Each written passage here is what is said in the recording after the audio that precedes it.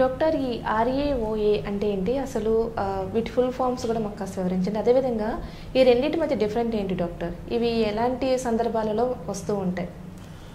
RA అంటే rheumatoid arthritis, OA అంటే osteoarthritis అండి. ఇవి రెండు వేరు కండిషన్స్ అన్నమాట. అంటే రుమటాయిడ్ ఆర్థరైటిస్ అంటే it is autoimmune disorder. Okay, మెయిన్గా చిన్న జాయింట్లు, స్మాల్ జాయింట్స్ని ఎఫెక్ట్ చేస్తూ ఉంటుంది, like hand and the feet అన్నమాట. సో ఇది నాన్ వెయిట్ బేరింగ్ జాయింట్ రావచ్చు. ఆస్టియోఆర్థరైటిస్ అనేది వెయిట్ బేరింగ్ జాయింట్స్ ఎక్కువ వస్తాయండి, ఎందుకంటే కార్టిలేజ్ డీజనరేషన్ వల్ల. ఇక్కడ రుమటాయిడ్ ఆర్థరైటిస్లో ఏమవుతుందంటే inflammation of the synovial membrane ఏం చేస్తుందంటే సైనోయిల్ ఫ్లూయిడ్ సెక్రీట్ చేస్తూ ఉంటుంది, అది థిక్ అయిపోతుంది. తర్వాత అసలు జాయింట్లో గట్టిగా ఫామ్ అవుతుంది, ప్యానస్ అంటాం. సో అలా గట్టిగా ఫామ్ అవుతూ ఉంటుంది అనమాట.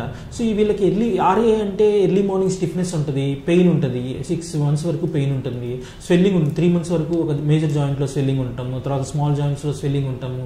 ఇట్లా ఉంటుంది, పాజిటివ్ అగ్లిమిటేషన్ టెస్ట్ అంటారు. సో ఈ రుమటాయిడ్ ఆర్థరైటిస్ ఏమంటే మన ఓన్ వ్యాధి నిరోధక శక్తి వల్ల ఐజీజీ యాంటీబాడీస్ ఉండటం వల్ల ఇది ప్రాబ్లం వస్తుంది, ఐజీఎం అండ్ ఐజీజీ యాంటీబాడీస్ అనమాట.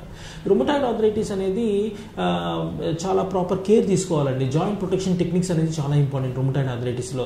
వాళ్ళకి పాపం బటన్ హోల్ డిఫార్మిటీ అని, తర్వాత స్వాన్ నెక్ డిఫార్మిటీ అని, జెట్ థంబ్ డిఫార్మిటీ అని, అల్లా డ్రిఫ్ట్ అని, ఇలా రుమటాయిడ్ హ్యాండ్ అంటాము. వాళ్ళకి అలా ప్రాబ్లమాటిక్గా ఉంటుంది ఆబ్జెక్ట్స్ లిఫ్ట్ చేయడానికి. ఎర్లీ మార్నింగ్ చూసినట్లయితే వాళ్ళ బాడీలో అంత స్టిఫ్నెస్ వస్తుంది, మూమెంట్ సరిగ్గా ఉండదు, పెయిన్ ఉంటుంది.